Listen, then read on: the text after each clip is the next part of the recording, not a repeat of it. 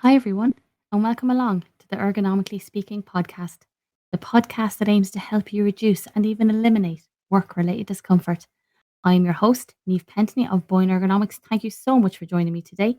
I really hope that you're able to take away some useful practical advice from this podcast to help you reduce your own risk of discomfort at the workplace or help manage the risks among the people that you might be responsible for. So now that we know why we're here, let's get started.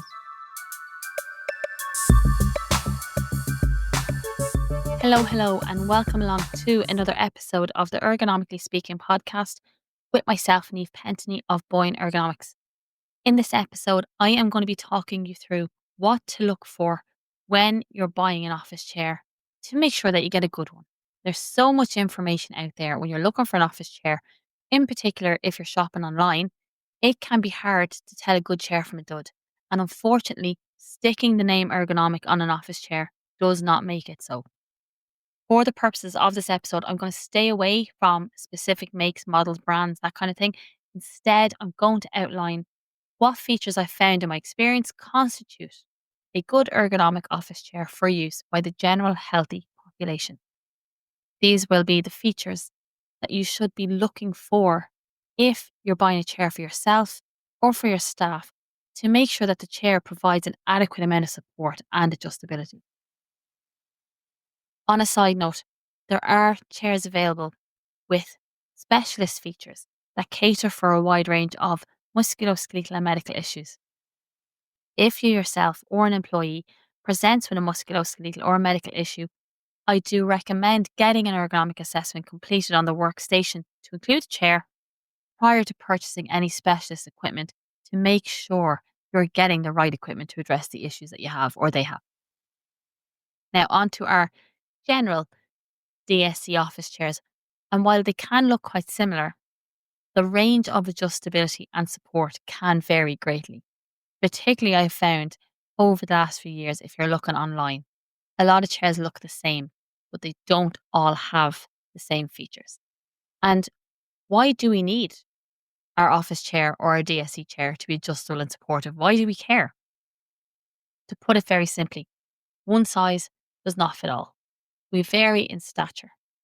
Our work surfaces vary in height. Our musculoskeletal response to stress and strain varies. It is important that the office chair you're using reflects this because you're going to probably use it for 20 to 40 hours a week, if not more. In Ireland, the Safety, Health and Welfare at Work, the General Application Regulations, 2007, Chapter 5 of Part 2, Display Screen Equipment, outlines the features that are legally required when providing office chairs for use at a computer workstation. And in short, these features are your 5-spoke base on casters, your height adjustable swivel seat, and an adjustable backrest. This legislation means that for the most part, the DSE or the computer seating provided in the work environment has the appropriate level of adjustment and support for use by the general population. But the home workstation presents new challenges. While some employers are providing DSE-appropriate chairs for the hybrid and the home working staff, this is not a case across the board.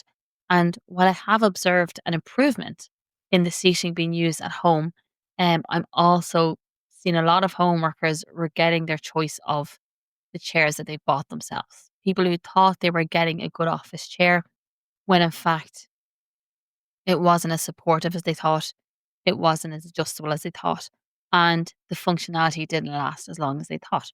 So, firstly, let's look at the mandatory adjustments that your chair is supposed to have. So, let's look at the chair base and the swivel.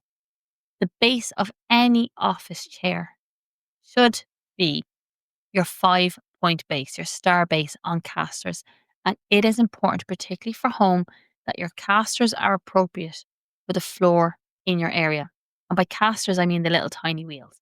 Some seating providers will actually offer different caster options to suit the floor. For example, your carpet versus your hardwood floor. Or also lockable casters that only move when you come off the seat. The seat pan, so the seat needs to swivel 360 degrees. And why is that? Why is that important? Well, it's important so that you can appropriately and easily move the chair in and out of the workstation and get yourself in and out of the workstation without too much muscular effort. Next, we look at the height adjustment. One of the most important features of an office chair is that it can be adjusted in height. The height adjustment will allow you to sit at the right height for the work surface being used. Now, for the most part, we want our elbows level with the table, shoulders relaxed. Sitting too low or too high for your surface can cause poor posture, increasing the strain on the back, the neck, and the shoulders. Chairs can be fitted with higher or lower gas stems as required, which will change the height range of the seat. But it is really important that you can adjust the height of your chair. That is such an important feature. And it's really, if you've worked on a chair that is fixed in height, you will know how difficult it is without the use of extra cushions to get a good seated height. The next feature is adjustable lumbar support. The lumbar spine, so the area at the bottom of your spine that curves inwards, it is so important that that is supported when you're sitting. When seated, the discs in that area come under 3 times more pressure than they do when they're standing. And when you're seated without appropriate back support, the tissues and the joints in the lower back get tired. They get fatigued, stiff, and sore, and this can cause poor posture, discomfort, strain on the back, and can lead on to bigger problems. A good lumbar support that can be adjusted so it is positioned in the lumbar curve supports the natural curve of your lower back, reduces the workload in the muscles in the area, takes pressure off the discs and the tissues, and encourages good posture. Remember, with your chair, you are not trying to sit with a rigid, upright, straight spine. Your spine is curved. It is supposed to be curved. Your chair needs to support those curves, in particular, the lumbar curve. In most foam back chairs, the whole backrest can be adjusted in height to allow appropriate positioning of that lumbar support in your lower spine. And if you're looking at a mesh chair, the back and some of the backrests can be height adjusted in the mesh chair, some can't. If it cannot, the backrest should be fitted with an additional height adjustment lumbar support. If you are buying a mesh back chair, make sure that the backrest is height adjustable or it has an adjustable lumbar support attached to the back. Next, we come to the backrest tilt and lock. This is an important feature. There's a lot of office chairs out there now that can't lock. So they're upright, but they recline backwards when you apply pressure on them, and this can't be locked. And that's not right, because unfortunately, if you're sitting like that, particularly if you're a heavier person, your back muscles are going to be contracted because they can't rest against the back of the chair without you leaning back. So you're putting increased workload on your back.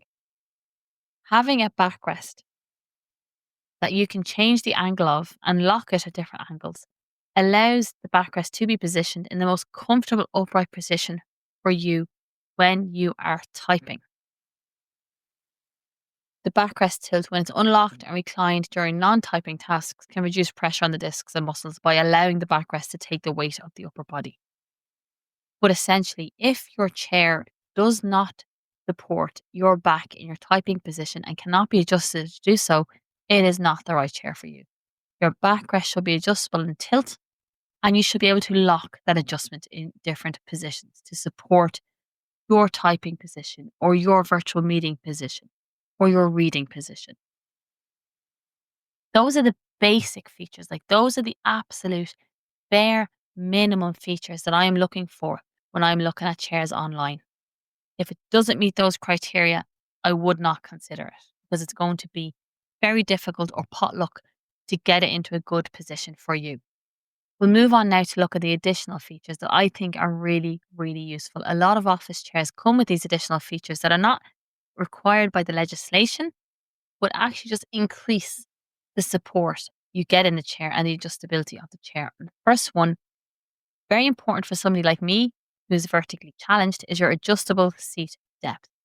So when you're sitting back in your office chair with your bum back and your back resting against the backrest, usually you want about 3 inches of space between where the seat ends and the back of your knee begins. So about the size, if you make a fist and tuck it in behind your knee, that's generally what you want.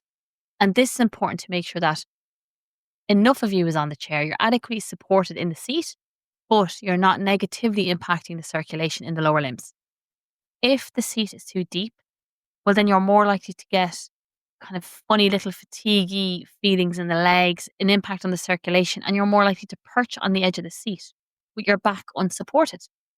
If the seat is too shallow, well, then your hip and back is going to have to work really hard just to keep you stable in the chair. So, a depth adjustable seat or seat slide, you might see it as online sometimes, means that you can adjust the seat to the depth that's most appropriate for your stature. And I do find for anyone that is shorter or anyone that is taller, that is a really great feature to have. And another great feature are the armrests. Now, I have had discussions around armrests before. Armrests are not legally required to be on an office chair. Armrests can sometimes be a bit of a nuisance and can have a negative impact on your seating position. So, when it comes to armrests, if you're working from home and you have a work surface that is 80 centimeters deep, well, then the desk itself should be deep enough to support your arms when you're resting. So, in that case, you may not need the armrest. Now, my own desk is 70 centimeters deep, and I've taken the armrest off my chair because that allows me to sit nice and close and rest my arms. My armrests were really adjustable, up, down, in, out, forward, back, but I still found they kind of impacted my seated position. Now, many people working from home, though, are using surfaces that are shallower than this, shallower than a standard office desk. They're 50 centimeters deep. In these cases, a good armrest can act as an extension of the table, providing support for the elbow, allowing the upper limbs to relax when there's not enough space on the table to relax your arms. Fixed height armrests can be more of a hindrance than a help. They can sometimes have a negative impact on your seated position, and I've often seen people dropping the chair down low to try and fit the armrests underneath. If you are looking to buy a chair that has armrests, make sure that they are in the very least height adjustable, because at least you can position them under your elbows, nice and relaxed, use them as an extension of the desk if you want to, but then drop them down out of the way if you don't want to use them. Depth adjustment is a nice option because it means that you can slide them backwards so they don't negatively impact how close you sit to the table when you're using them. And width adjustment or rotation are nice because you want your elbows to be as close as possible, relaxed under or next to your shoulders. You don't want them way out to the side, winging out to the side. So a depth adjustment is nice, width adjustment is nice, rotation can be a nice feature. But they are not essential. And I do always say if they get in the way of your seated position, take them off.